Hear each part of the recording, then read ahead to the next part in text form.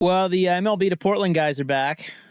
Yeah, supposedly there's a big proposal coming. A variety of proposals. Actually, not a variety. I guess it sounds like they've got one, and it's their last ditched effort. There have been a variety of proposals.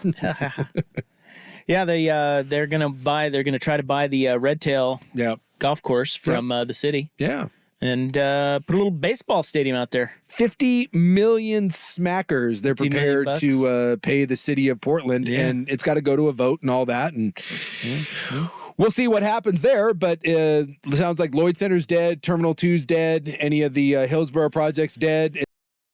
Last gasp, I guess, in a letter to the city.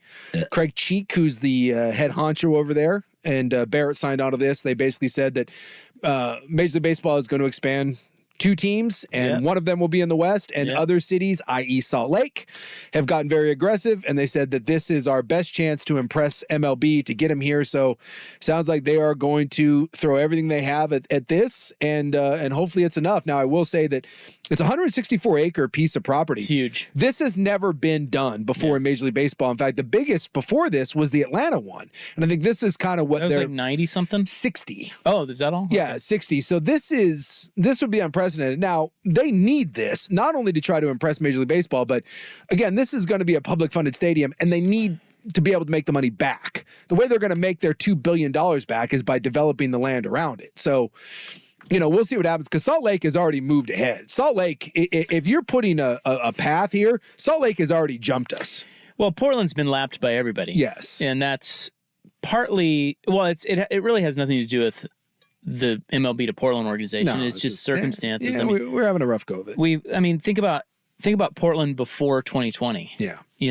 And the riots and the COVIDs. Yeah. We were the homeless. We were scheduled to host MLB for a tour of Portland, and then we tried to burn the city down. And that kind of derailed it. Yeah, I mean, the last time we had real enthusiasm for MLB to Portland, the city was a lot different. So they've been lapped, and they do, but to their credit, they're still trying, and they should. I mean, they've put a lot of resources into trying to do this, and they're not out of it. But the red tail thing is interesting. That's we've talked about it before. I mean, this has come. I mean, Barrett's talked about this. We've had him on and discussed this. That's what they had their eyes on.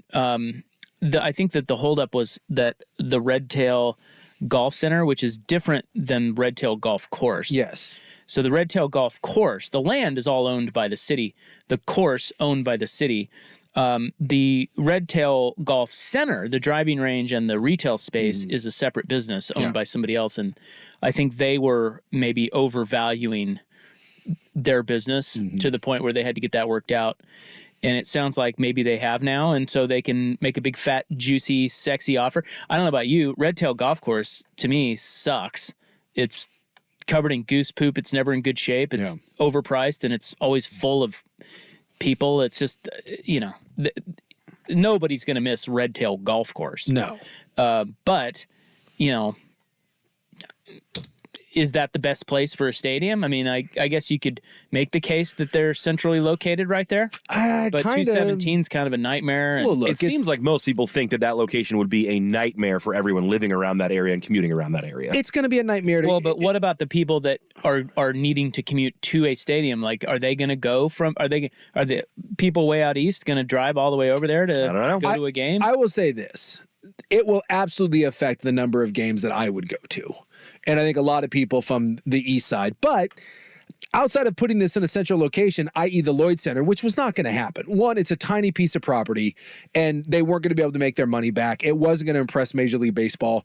And the nightmare of having to deal with everything that goes along with that in the middle of the city and trying to get all of those zoning regulations, it wasn't going to happen. The Lloyd Center would be the ideal spot, but it's not going to happen because it would be small. It'd be nice to have something down there where you could do the Moda Center, and then right down the road from that you could have the stadium. And Phil Knight is remember, he's putting in a couple $100 million to renovate those neighborhoods around there. It'd be amazing to have a district down there. Anyone that's been down to like what Detroit has, where the stadiums are within 4 blocks of each other, and they put a casino in there.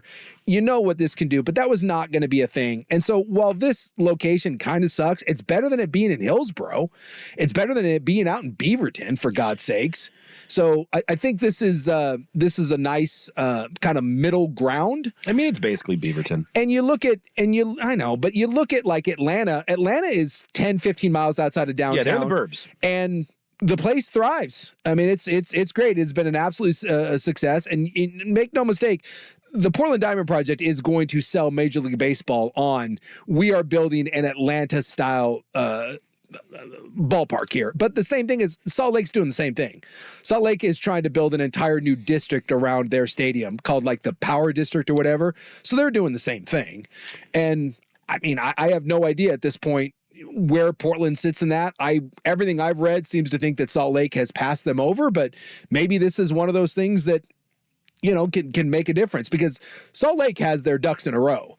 And up until now, we don't even have a site. So at least this puts us in the fight, right? At least this gives us a puncher's chance. I think the biggest thing, and this is something I don't know, I haven't caught up with Barrett in a while or anybody over there, but I think the biggest thing is politically. You know, I mean, they have always had sort of a silent, what would be the word? Silent backer, for lack of a better term, in Ted Wheeler. Yeah. At the same time, he was never willing to stick his neck out there publicly because, I mean, the city was just going through all these other things that... Yeah, you couldn't with everything else going on. Exactly. Well, now, remember, Wheeler's leaving. Yeah. And so I don't know if that's a good thing or a bad thing, because it all depends on who's in there next and do they have a vision and can MLB to Portland, can those people sit down with whoever the new mayor is and convince them that it's something that needs to be done?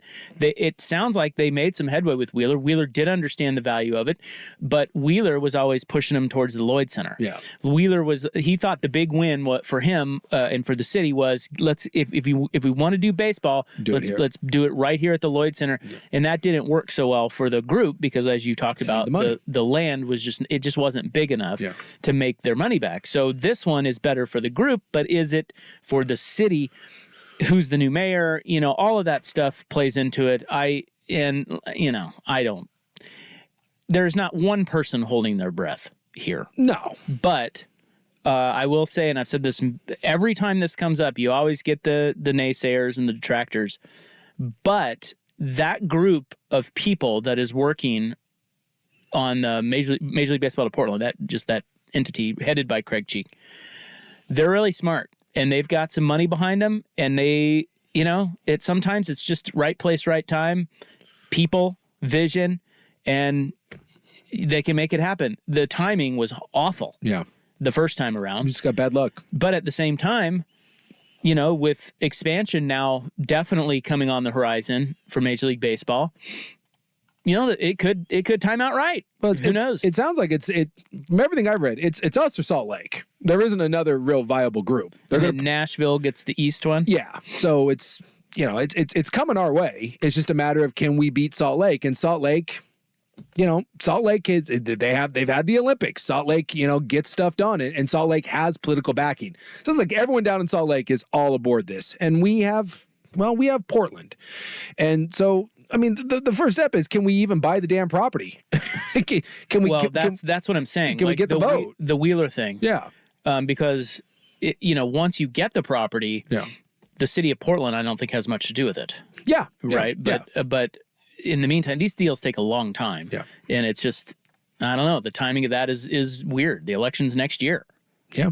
So we'll see what happens. Well, I don't know what that means. I'm just happy that at least again, I guess the best way to put it, we're in the fight. We're in the fight, because up until now, all this talk of, you know, how many times have we even heard, we don't even know who the backer is. You know, we keep hearing, well, financially, well, you know, it's there and the money's there, and we don't even have that. We can't even publicly say that, and we haven't even had a site. So, like, that's the part that I just roll my eyes out. Meanwhile, I got Salt Lake down there that's hosting the A's. Salt Lake put up billboards, for God's sakes, and we're giving the A's a tour and being like, hey, we want you. And then they didn't get them, but it's like... Yeah, Vegas is fumbling the bag on that, and Utah's like, we're here. Yeah, great, we're right here. Yeah, you know, and they're telling Major League Baseball, hey, we don't get the A's? Expansion right here. They're all in. And for God's sakes, we don't even know who's funding the thing. So at least now... You know, we have a site, and I would hope that if they spend $50 million and buy this damn thing, that we can actually hear from someone that's like, no, this is us. This is where our money's coming from. They keep telling us that eventually they'll say that. And then maybe we can get some political backing. Maybe we can actually get some people in Portland that are like, hey, this is going to be an amazing development. It's going to bring how many billions of dollars worth of investment to this area. There's going to be restaurants and high rises and apartments, and that whole area over there is going to get a complete and total revamp. And the city's not going to be on the hook for a ton of stuff. Yeah, hopefully they're going to have to do infrastructure, maybe get a max line out there and stuff. I mean, there is money that the city's going to have to invest, but for the most part, this is going to be a private investment deal. And hopefully the city of Portland can figure out that, God, this city needs a win in the worst way. And even though this isn't Lloyd Center right in the middle of downtown, it is technically Portland. And it would be so nice to get some people on board with this and pushing something to a positive direction. When's the last time we had a solid win for the city of Portland? When?